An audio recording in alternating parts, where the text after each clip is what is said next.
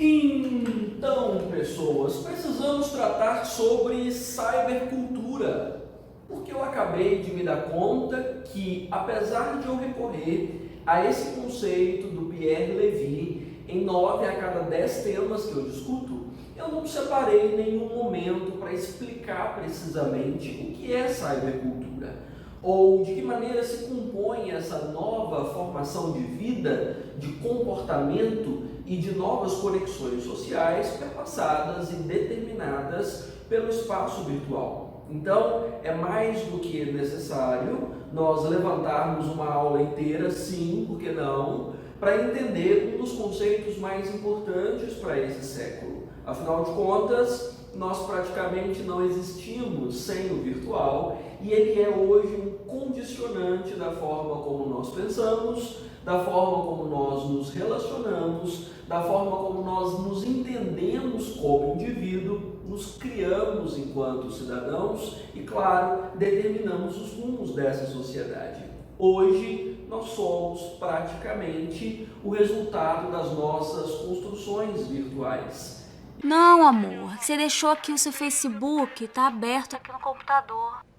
E tadinho do Pierre Levy, falava disso lá nos anos 70, sobre o início do desenvolvimento do mundo digital. Na época o termo digital ainda era muito comum e o coitado nem imaginava que nós sofreríamos uma queda tão abrupta em termos de formação humana como nós temos experimentado hoje, entre polarizações, entre preocupações excessivas com a hiperexposição e a perda progressiva de quem nós somos no meio do que nós expomos, né? Então, precisamos entender quais são os volteios dessa nova realidade e, claro, isso vai funcionar não necessariamente como um tema para você, mas como um recurso-chave, argumentos-chave para você sustentar praticamente qualquer discussão, porque é muito raro nós termos algum eixo relevante em termos de comportamento que não perpasse a questão da cybercultura. Até porque você já me ouviu falar sobre cybercultura dentro de várias outras aulas, então significa que o conceito e a discussão como um todo é extremamente polivalente. Guarde essa discussão então como coringa para você. Eu discuti o mais próximo disso há algum tempo sobre cibercondria, que é a obsessão pela conectividade, pelo espaço virtual, que é outro tema em voga. Se você, inclusive, não teve acesso a essa aula, eu te recomendo a dar uma olhadinha. É útil, vai complementar essa discussão aqui e é um dos temas mais importantes dentro da dinâmica da maioria das provas, certo? Então, como eu ia dizendo, esse conceito foi cunhado e desenvolvido por Pierre Levy lá nos anos 70, e a discussão dele era focada em como o espaço virtual poderia alterar e, claro, vamos dizer, influenciar, né, enormemente a forma como nós nos entendemos como indivíduo. Eu mencionei que Pierre Levy elaborou o conceito lá nos anos 70 do século XX. Mas nós sabemos bem que essas transformações nos anos 70, 80 eram muito lentas. Afinal de contas, nós mal conhecíamos o que era espaço virtual ou digital nos anos 70, considerando que o acesso era mínimo, né? Na verdade, computadores eram comuns mesmo só entre os grupos empresariais ou na lógica do Estado, popularmente não. Então as influências não eram tão grandes assim. Nós começamos a sentir de fato a influência de uma nova cultura condicionada pelo digital, mesmo por volta dos anos 90, foi o início da grande influência e alcançou níveis mais expressivos de 2009 para 2010. Então esses aqui são os momentos em que a situação fica realmente mais visível e cada vez mais popular. Os anos 90 são marcados pelo desenvolvimento e popularização da internet. Não era assim uma mega popularização como você conhece hoje. Era uma internet de escada, muito cara, então a acessibilidade reduzida, mas pelo menos chegava a população. Não era só restrito a empresas ou a órgãos do Estado. Era mais comum um pouquinho, mas não era para todo mundo, era muito caro. E nos anos 2010, nós começamos a ter contato com os smartphones, né? Então, os smartphones são uma grande transformação, até porque você sabe que a Apple acabou sendo genial ao longo desse processo por convergir inúmeras tecnologias num aparelho minúsculo. Ou seja, o desenvolvimento da nanotecnologia e da praticidade do software dessa nanotecnologia torna a possibilidade de contato com o virtual muito maior. Então é aqui por volta de 2009, 2010. Mesma história da internet, ainda era caro, na verdade ainda é caro, né? Embora hoje o que haja de diferença são as múltiplas opções, porque você tem aí sim o iPhone, né, que custa um rim, e você tem outras versões de smartphones que você consegue parcelar e pagar, né?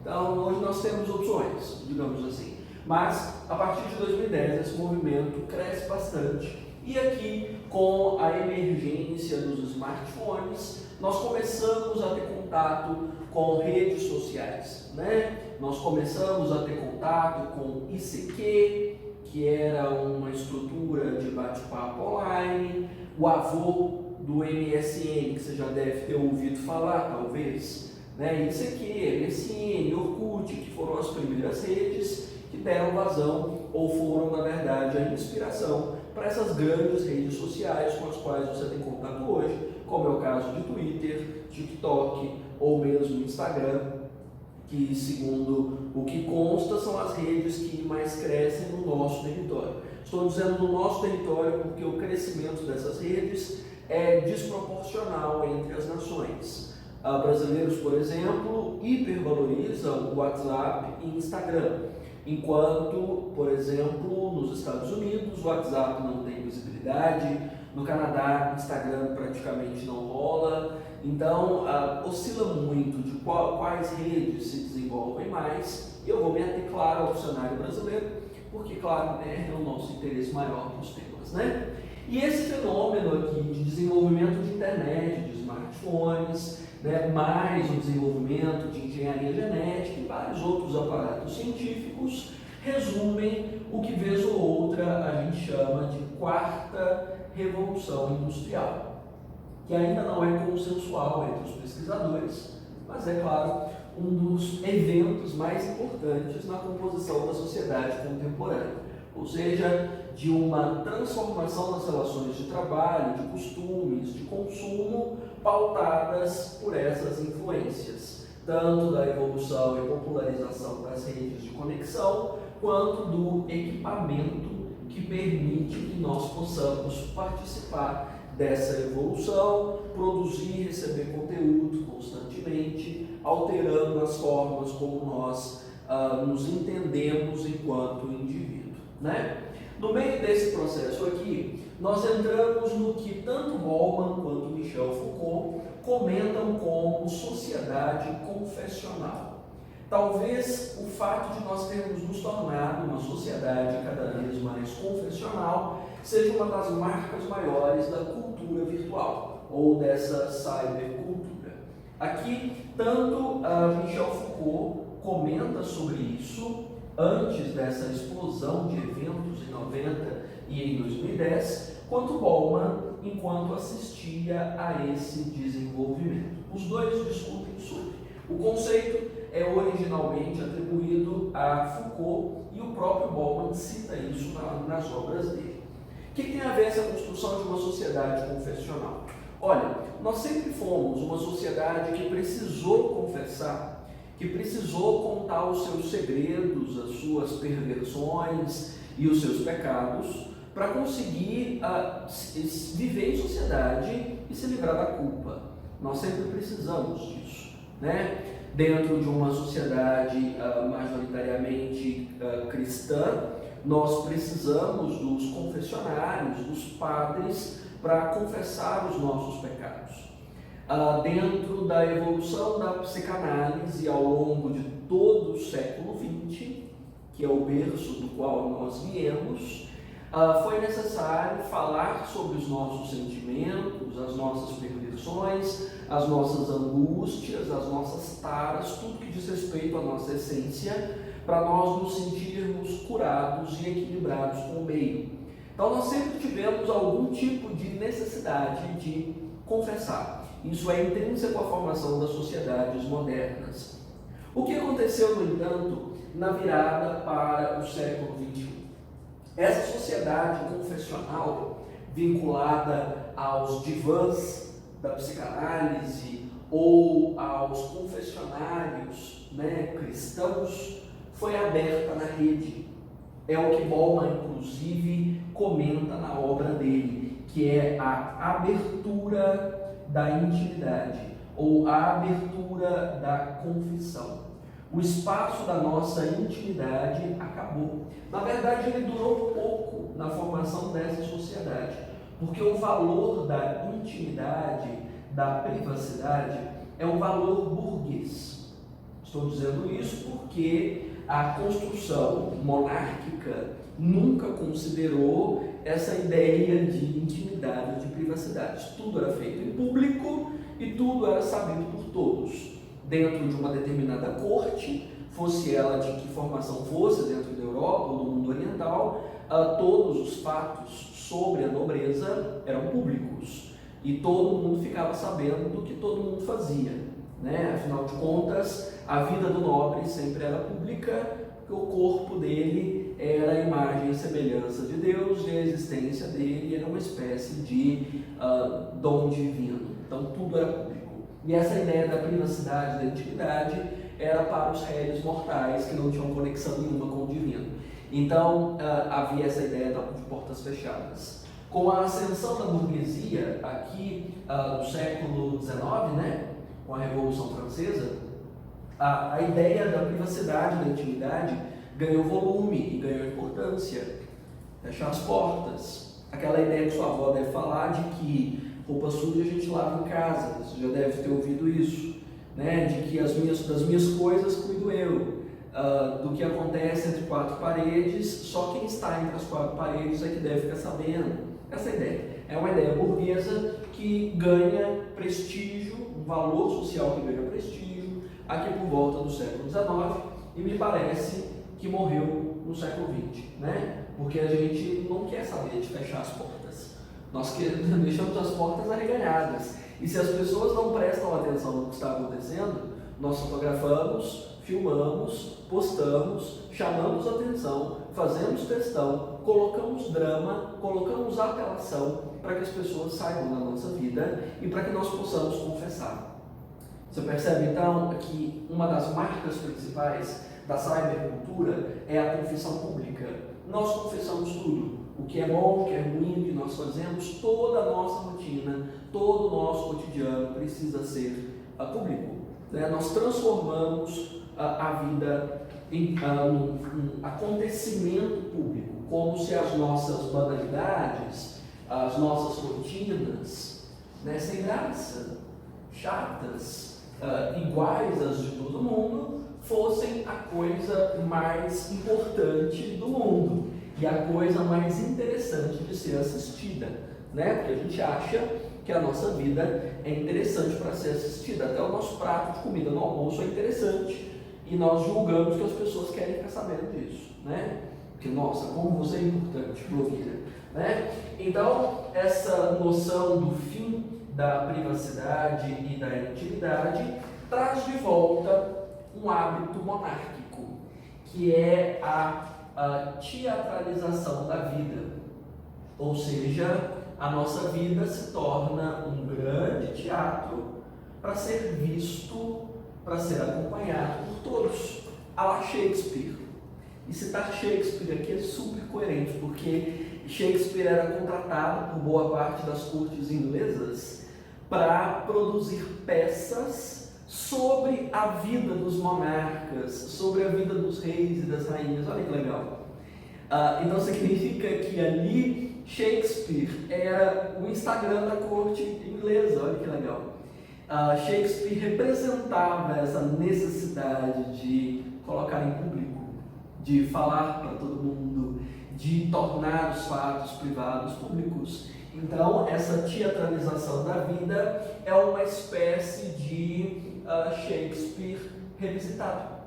Então, nós estamos vivendo uma vida shakespeariana, em que nós transformamos a nossa vida banal, repetitiva, chata, em um evento, num drama teatral para ser exposto e acompanhado e pelo maior número de plateia possível, porque a gente gosta da quantidade. Nós gostamos de ter gente assistindo, a gente precisa de seguidores, curtidas, visualizações, comentários, engajamento, tudo isso, porque nós achamos que a nossa vida vale a pena. O Guy Lipovetsky comenta um bocado a respeito desse fenômeno contemporâneo, e ele comenta de como nós armamos o teatro. Veja, hoje nós nos preocupamos, quando nós colocamos a nossa vida pública, com a música se está adequada para o momento, com as roupas que estão sendo usadas, com a maquiagem para foto, com os jogos de iluminação, com a criação cenográfica, com a decoração dos ambientes. A vida se torna um grande teatro. Nós construímos as emoções, os sentimentos de acordo com o momento para ser exposto, montamos um cenário para a vida.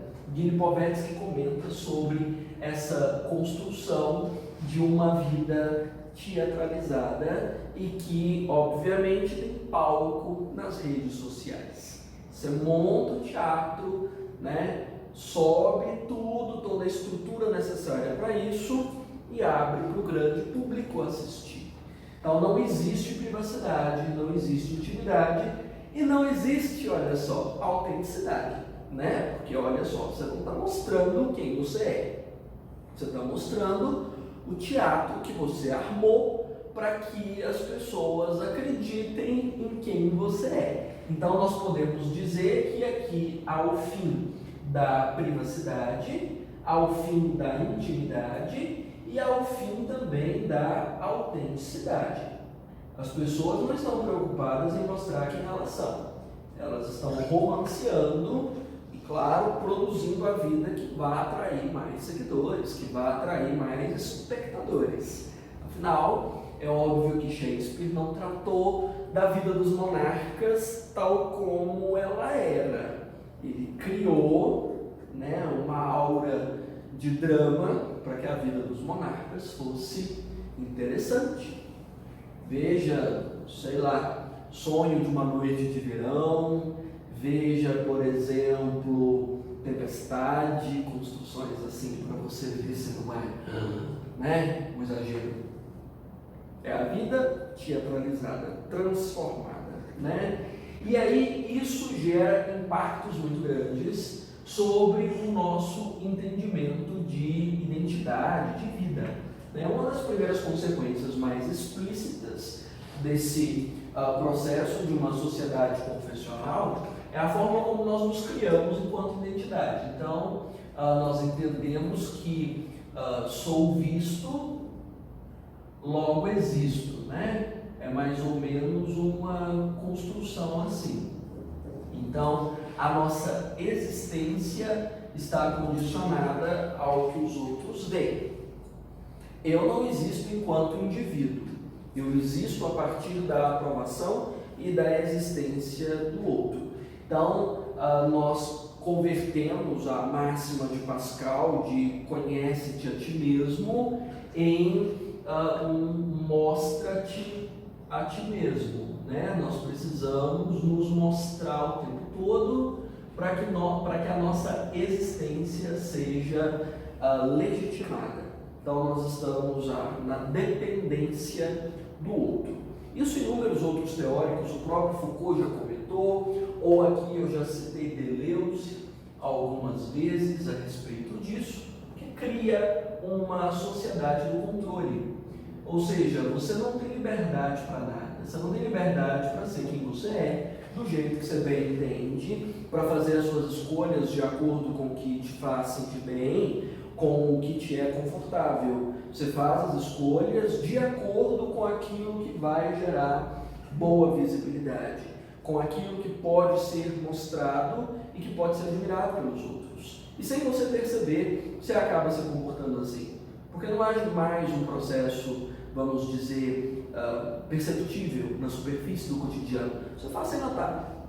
Então, quando você vê, você já está fazendo passeios, viagens, programas que são bacanas para se mostrar. Vai ser legal postar isso no Instagram, vai ser legal fazer uns vídeos sobre esse lugar que nós estamos visitando, vai ser legal contar que eu assisti ao filme, coisas do tipo. Você já começa a fazer as escolhas a partir do que o outro vai julgar a respeito delas. É uma construção de biopoder, de sociedade do controle, de panóptico, que são essas construções que nós já falamos várias e várias vezes. E como eu já mencionei, nós distorcemos isso para ser agradável, já que nós vamos mostrar aquilo que vai ser mais chamativo, né? Então, abundam nas redes fantasias distorcidas da realidade, e o mais bizarro é que a gente faz um pacto com essas pessoas,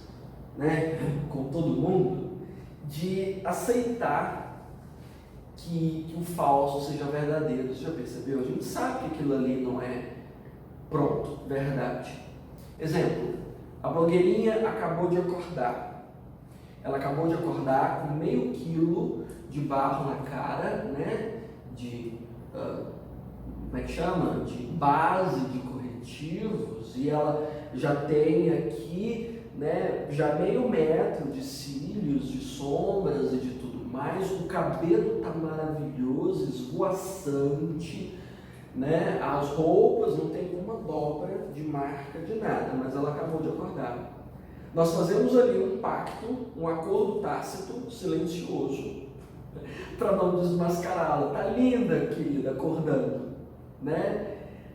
E aceitamos isso, e normalizamos isso, né? Não há um processo de verdade, há um processo de despersonalização.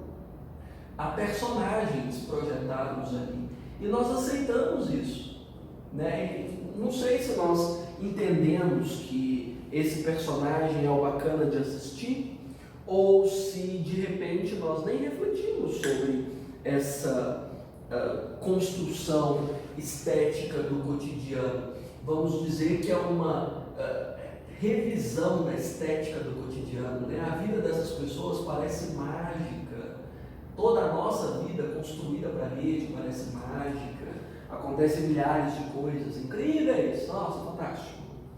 Não aconteceu nada, né? Tá mesmice de todo dia, né? Levanta, come e dorme, pronto. Mas não, construção é incrível. E aí nós aceitamos isso dentro desse processo de mostra.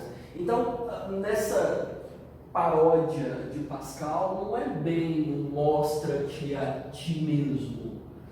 Mostra a melhor versão que seja aprovada pelos outros. Que dentro da dinâmica do controle seja aprovada. Porque se você mostrar o seu momento de acordar, né, com o cabelo armado, como se você tivesse levado um susto, né, com a cara toda melada de sono e com a cara inchada de tanto dormir, né, com as roupas amaranhadas, amarrotadas todas. Isso não vai ser aprovado, você não vai ter curtida, você não vai ter comentário, ou provavelmente você vai virar motivo de chacota, de críticas, né, de deboche na rede. Então o controle faz com que nós moldemos esse eu para que ele seja aprovável, construindo essas fantasias distorcidas, tirando a nossa existência dali e colocando uma figura que seja aprovada e reconstruindo a estética do cotidiano. Então, vamos dizer que essa construção do controle é que nos obriga a nos reconstruir enquanto indivíduo. E nós pensemos, né? Mas eu não posso me ausentar disso, não fazer? Não, você não pode, te cobram, porque a sua identidade depende do serviço. E de repente as pessoas não vão se dar conta de que você existe em sociedade a partir do momento em que você não mergulha nessa lógica. Você precisa disso, né? E aqui, um outro efeito dessa teatralização da vida é o que nós denominamos de, deixa eu me lembrar o conceito certinho, é a visão de self associada à perda da dignidade na política. Quem já me acompanha há algum tempo provavelmente já sabe de quem é essa discussão, né? Então essa discussão aqui é da dona Hannah Arendt. Conceito simples. Embora o nome pareça complicado, a ideia é fácil de entender. Veja, nós vivemos numa época em que o eu importa mais do que o nós, né? Ou seja, quem eu sou, o que eu mostro, a aprovação que eu recebo, a construção das minhas intimidades, a minha complexidade sentimental, o meu espectro de emoções, as minhas ambições, os meus relacionamentos, as minhas metas. Nós colocamos o eu num nível de sublimação como nunca antes visto dentro de nenhuma realidade, a ponto de nós praticamente esquecermos que existe alguma dimensão do coletivo. Quando alguma dimensão do coletivo chama a atenção, automaticamente nós fazemos com que aquilo seja sobre nós. Então veja que o contexto maior, por exemplo, da atual crise sanitária, né, que é global, nós transformamos automaticamente tudo aquilo numa narrativa sobre nós mesmos e começamos a falar sobre o nosso sofrimento, sobre a nossa angústia com o confinamento, sobre as nossas crises com a rotina de estudo e de repente uma crise que é global torna-se uma discussão sobre nós mesmos, né? Ou seja, a distorção da realidade, né? Quase tudo. Vejam que o caso mais recente nas redes sobre o contexto de estupro de uma menina lá do Espírito Santo, né, negra, pobre, periférica, de repente torna-se uma narrativa sobre as pessoas. Porque as pessoas vão falar das crenças delas, dos sentimentos delas, do olhar delas sobre o fato, das experiências próximas que elas já tiveram. Tudo se torna uma leitura sobre elas mesmas. E quando o assunto é muito grande, nós não encontramos uma forma de converter na nossa egolatria patológica, nós começamos a fazer piada e a diminuir o valor daquilo lá, para que aquilo lá seja menor do que, obviamente, o eu, que é maravilhoso. Então nós transformamos em meme, nós transformamos em piada, a gente faz chacota, a gente faz deboche, nós desvalorizamos, para que mais uma vez nós voltemos para o que realmente importa, eu mesmo, o teatro da minha vida, é a peça da minha vida, é a coisa mais importante que existe no mundo. Então tudo que diz respeito ao coletivo começa a perder força. Preocupações sociais mais amplas, bem-estar social, as questões políticas, as questões econômicas, as pautas que demandariam trabalho árduo, dedicação, conhecimento e profundidade, tornam-se supérfluas. O coletivo torna-se supérfluo para que dentro dessa dinâmica cybercultural a única coisa que apareça e realmente floresça é o teatro da nossa própria vida. Parece, enquanto eu falo, meio exagerado, e eu mesmo sinto que parece um exagero, mas comece a observar o que acontece nas redes todos os dias, se não é exatamente esse movimento, né? Nós estamos convertendo o mundo numa história sobre o nosso umbigo, né? Nós estamos construindo tudo em torno de nós mesmos, né? E não se mede esforços para que isso aconteça, claro, atraia o maior número de pessoas para o auditório, para a plateia. Nós queremos plateia, precisa, né? Isso é discutido tanto pelo Levi quanto pelo Lesch na questão do narcisismo, de uma cultura de narcisismo. Então você pode fundamentar isso pela Hannah, você pode fundamentar isso pelo Lesch, qualquer um deles é boa referência em termos dessa construção de uma cultura narcísica, né? E nessa cultura narcísica, nessas fantasias distorcidas, nós aglomeramos os padrões que a sociedade espera de nós, né? Ou seja, nós tentamos trazer todos os aspectos de sucesso possíveis para vender a nossa imagem, de que nós damos certo em tudo, em termos estéticos, em termos amorosos, em termos familiares, nos laços de amizade, na construção intelectual, até porque as pessoas têm que dar palpite sobre tudo, até sobre aquilo que elas não entendem, sobre aquilo que elas não sabem.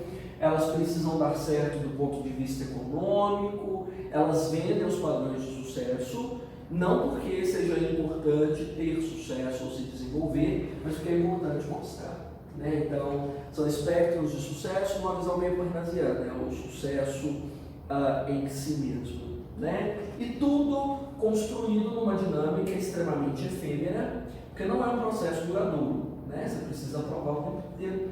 Não é à toa que você tem que alimentar o monstrinho do espaço virtual todos os dias, ele morre, né? Ou senão você perde a plateia. A sua plateia vai assistir a outro teatro, então você está competindo por audiência.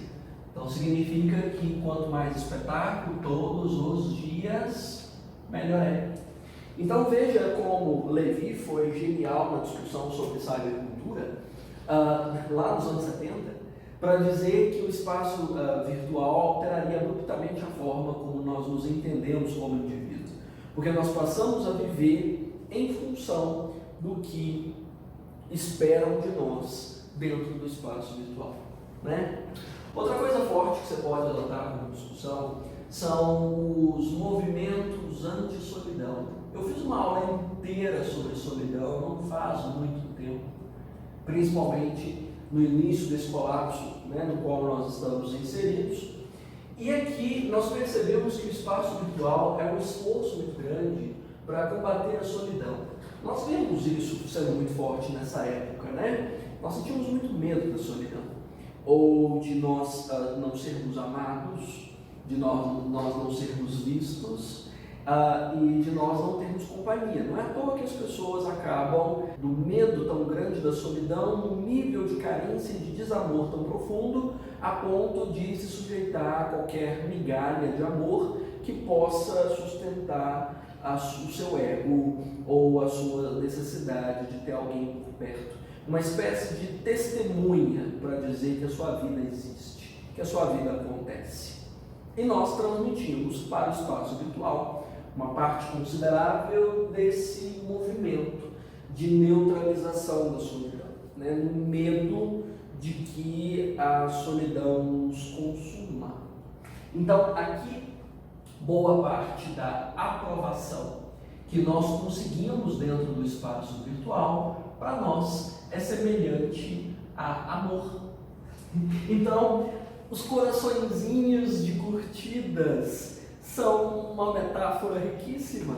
Não sei se ela foi pensada nessa direção, mas que ela é uma representação de fato da sensação que as pessoas têm de estarem sendo amadas, de fato, extremamente concreto, né? Extremamente pertinente. Porque ali a busca é por uma forma de amor, é por alguém que note que eu existo e que queira estar comigo, que queira ver o que eu sou, que queira entender a pessoa que eu sou. Quem fala sobre essa noção de amor dentro do espaço virtual é o próprio Tim Ballman também, né? Sobre como essa aprovação virtual é vista por muitos como amor. E como esse amor vem em uma quantidade muito grande, né? A quantidade de curtidas que nós conseguimos, de seguidores, né? De comentários, né? De engajamento, essa quantidade acaba suplantando a qualidade. Nós nos concentramos muito mais em quantas pessoas demonstram por nós esse grande amor, nos aprovando na rede, do que pela qualidade dessa aprovação, né? Do que de fato isso agrega, do quão melhores nós nos tornamos a partir dessa aprovação ou desses laços estabelecidos. Então, dentro da dinâmica cybercultural, mais vale você ter 50 contatinhos no Tinder do que um amor de verdade. Mais vale você ter 3, 4, 5 mil curtidas numa foto do que você de fato ter uma experiência de felicidade que não possa ser fotografada. Nós substituímos boa parte da vida pela representação da vida, né? Nós criamos um processo de simulacro da vida dentro desse espaço virtual. É um simulacro de amor, né? Jean Baudrillard é um dos grandes debatedores da noção de simulacro, de como nós criamos esses disfarces para uma construção de vida feliz. E aqui, semelhante a qualquer narcótico pesado, né, não vai resolver, vai passar o efeito, né, até porque esse amor em quantidade evapora, a dinâmica narcísica evapora rápido, né, um sopro, sumiu. O que você vai ter que fazer? Mais, produz mais. E não está dando curtida o suficiente, vamos montar isso para que seja melhor, a ponto de as pessoas mudarem estética, seja por filtros, né, ou por cirurgia, sei lá, qualquer procedimento, para que elas sejam amadas, para que elas sejam aprováveis, né? Hoje, estar na rede se tornou profissão, ser um influencer é uma forma de vida e é uma forma de ser amado. Nem é uma questão de substituir trabalho, de ser uma forma de trabalho, perdão, mas uma forma de relacionar-se com o mundo. É uma nova forma de se relacionar com o mundo, quase sempre suficiente, substituindo todas as outras necessidades de construção. Então, nisso há uma virtualização das experiências, né? Nessa construção de um simulacro de vida, nós virtualizamos todas as nossas experiências e acreditamos que essas experiências virtualizadas são a representação da vida, né? São suficientes para que a vida exista, né? E aí eu acredito que dentro desse mega processo já fique meio óbvio que as relações parasociais se tornam mais intensas. Relações parasociais são a que você estabelece com celebridades, né? Então são parte dessa proposta, ou seja, a celebridade está nesse jogo também, né? Celebridade, divas, musas, seja lá o termo que você usar. Então lá, estão se mostrando também, afinal de contas isso vem de música, isso vem de filme, isso traz retorno financeiro, porque para a classe artística isso de fato funciona, né? A exposição do pessoal traz visibilidade para o trabalho, então é óbvio que vão usar isso como ferramenta. Todos nós usamos, eu uso isso como ferramenta para mostrar o meu trabalho, né? Mas as pessoas acreditam que elas participam de fato da vida dessas celebridades. Então, é a mesma coisa de você ver aquela realidade que é de, né, uma paródia, uma brincadeira de youtubers como Luba TV, não sei se você já teve contato, ou os outros em quem ele se inspira que fazem isso, de terem celebridades de papelão como parte do cenário, e aí conversam com essas celebridades de papelão, brincam com elas, põem roupa e tudo mais. É mais ou menos isso. É você ter pessoas de papelão que façam parte da sua família, que você trata como gente. Olha que chocante isso. Porque ali, por exemplo, você segue a Ivete Sangalo. A Ivete Sangalo posta tudo sobre a vida dela, ali o momento com os filhos, com o marido, a casa, as viagens, a praia. e você começa a se sentir íntimo dela. E nisso você corta as relações reais, que são chatas e enfadonhas, afinal as pessoas não são tão divertidas quanto a Ivete, e você passa a trazer para dentro da sua vida a existência da Ivete. Mesmo que você não perceba, você está acompanhando todos os dias nos stories, você está acompanhando as lives, você está acompanhando as postagens, os tweets, tudo, e isso te dá uma sensação de viver com essas pessoas. Então nós estamos substituindo pessoas, laços, por papelões, mais ou menos isso. Estou tentando me lembrar os youtubers americanos em quem o Lula se inspira, que produzem esse tipo de material, de brincadeira, de crítica, mas é uma representação social muito coerente. Então nós vivemos com amor de papelão, personagens de papelão, né? Como se nós estivéssemos satisfeitos com o desenho, com representação simbólica. É chocante isso, não é? Nisso também há um processo forte de uma ética de autopreservação. Então, para que eu vou me arriscar nas experiências reais se eu posso me esconder atrás de uma tela e a partir daqui estabelecer laços com o mundo? Isso tem sido cada vez mais comum, e aí por trás dessa tela, protegidos, nós começamos a estabelecer todas as nossas relações com o mundo, em termos de prazer, em termos de humor, da vivência da juventude, né, da nossa construção de paz de espírito, da religiosidade, tudo virtualiza, e ali nós nos protegemos. Não nos desenvolvemos como indivíduos também, até porque se nós não nos sentimos incomodados ou perturbados, nenhum de nós desenvolve, mas nós nos sentimos protegidos, né, nessa jogada, né, cada vez mais fechados nessa superficialidade e nessa construção cada vez mais distorcida dentro de um espaço virtual. Né? Insano esse processo, não é? Aí você termina a aula aqui e vai fuçar no Instagram na vida da sua celebridade, olha só, que mudança. Então, caso você esbarre nisso como tema de redação, queira fazer isso para o Enem, ou adapte esses argumentos para o Enem, vamos dizer que a principal saída é mesmo um processo de reflexão e autocrítica a respeito de como nós lidamos com esse processo. Eu acho que não passa nenhuma discussão sobre espaço virtual em que eu não volte à ideia de que tudo isso caiu de paraquedas sobre nós e nenhum de nós foi preparado a respeito de como lidar com isso. Não é à toa que nós sofremos um colapso psíquico, os impactos para a saúde mental, o desenvolvimento da cibercondria, o FOMO, né, que é o Fear of Missing Out, que é uma das questões em alta sobre cibercondria, ansiedade, enfim, um rol de problemas vinculados ao virtual. Nós não aprendemos a lidar com isso. Nós não pensamos a forma como nós lidamos. Nós entramos nisso deslumbrados.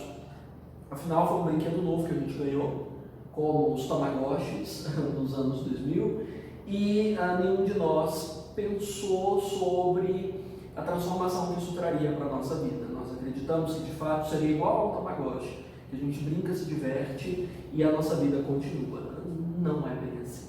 O impacto é grande e nós precisamos de fato entender isso, saber lidar com isso. Então é preciso que haja, dentro dessa necessidade de reflexão e autocrítica, um nível maior de esclarecimento e orientação que parta tanto dos gestores dessas próprias redes sociais, quanto de iniciativas públicas, né, apoiadas em bem-estar social. Ou seja, a gente precisa de uma PPP, de uma parceria público-privada. Né? É público do ponto de vista dos ministérios agregados a isso, como o Ministério da Cidadania, né, que está envolvido com essa dinâmica de bem-estar social, ou o próprio Ministério da Educação, né, seja ele qual for, ou o próprio Ministério de Ciência e Tecnologia. Eu acredito que isso escape da atribuição deles, que é uma questão de comportamento aqui, e não necessariamente do desenvolvimento da tecnologia. E dos próprios desenvolvedores, para pesquisarem e entenderem. Na sua redação você não precisa dizer necessariamente como essas políticas vão se desenvolver, mas explicar a necessidade de uma PPP assim reunir um grupo de análise para estudar essa realidade e para saber como produzir um processo de reflexão e autocrítica no longo prazo. Porque nada disso vai desaparecer da nossa vida nas próximas décadas.